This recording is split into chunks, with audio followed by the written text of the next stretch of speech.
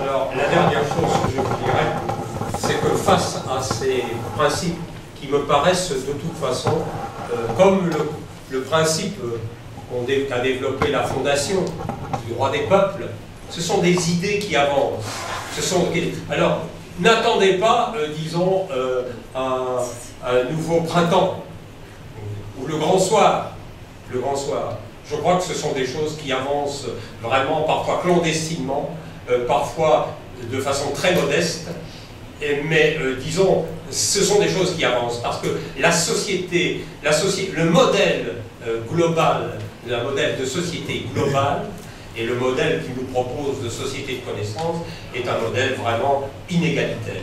Inégalitaire, et de plus en plus de gens s'en rendent compte. Je racontais à Linda ce matin l'expérience de mes propres étudiants. Je forme des étudiants depuis 40 ans, et c'est la première fois que, disons, sur 10 étudiants qui sortent avec un doctorat, il n'y en a que 2 qui trouvent un travail qui correspond à la formation qu'on leur a donnée à l'université.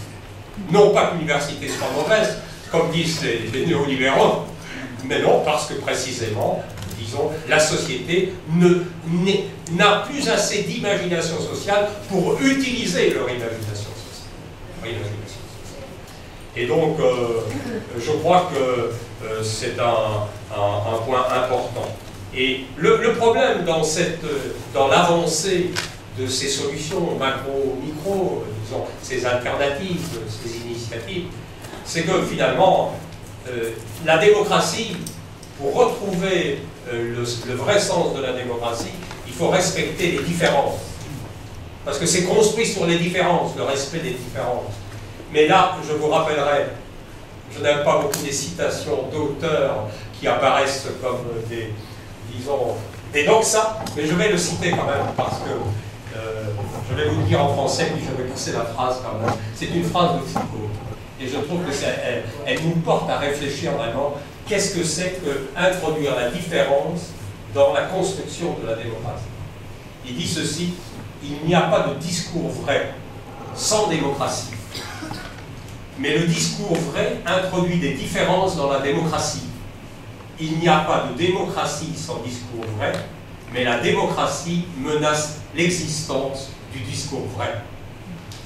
C'est une réflexion difficile à digérer, mais c'est pourtant la réalité. Tout ça pour vous dire que moi je crois que c'est vraiment difficile d'établir des alternatives, de construire des groupes. Regardez, moi j'ai eu l'expérience en France de la construction des observatoires des médias.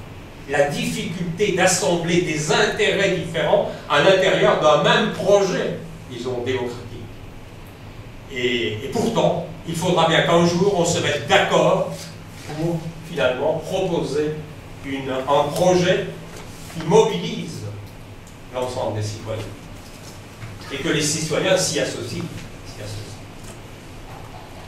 Bien, je crois que je terminerai, disons, sur une réflexion qui permet de montrer la différence entre le moment des années 80, lorsque dans les années 80, la communication est apparue comme un mythe, disons comme le mythe de la globalisation, finalement ahistorique, amnésique.